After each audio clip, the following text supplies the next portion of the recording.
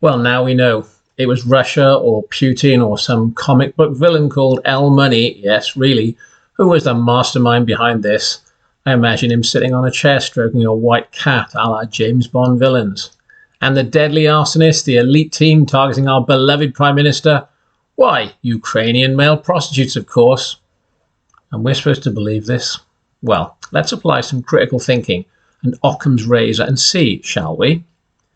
Firstly, how would Russia benefit from the fact a car Keir Starmer used to own was set on fire? How would they benefit from the fact that a front door of a place he wasn't living was burned? Why would they risk an international diplomatic incident to gain absolutely nothing? It doesn't make any sense to me. But let's assume our cat-stroking Bond villains don't need a motive, they're just evil, you see. And let's assume they did want to commit arson on Keir Starmer's old house in his former car. How might they go about that, given that they have the entire resources of the Russian state at their disposal? Might they use trained intelligence operatives, or perhaps someone from the Russian Special Forces, Spetsnaz? No, of course not.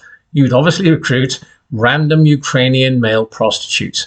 I mean, there's no reason why Ukrainians and Russians wouldn't like each other at the moment, is there? Next, we're asked to believe that the Russian attempt to procure arson was completely inept.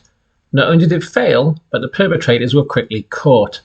Again, you might think with the resources of the Russian state at your disposal, you'd give the perps a Russian passport and have them in Moscow before their flames wrap. But no, our bumbling Russian/Ukrainian arsonists not only recruited these clowns, but left them in London to be quickly caught.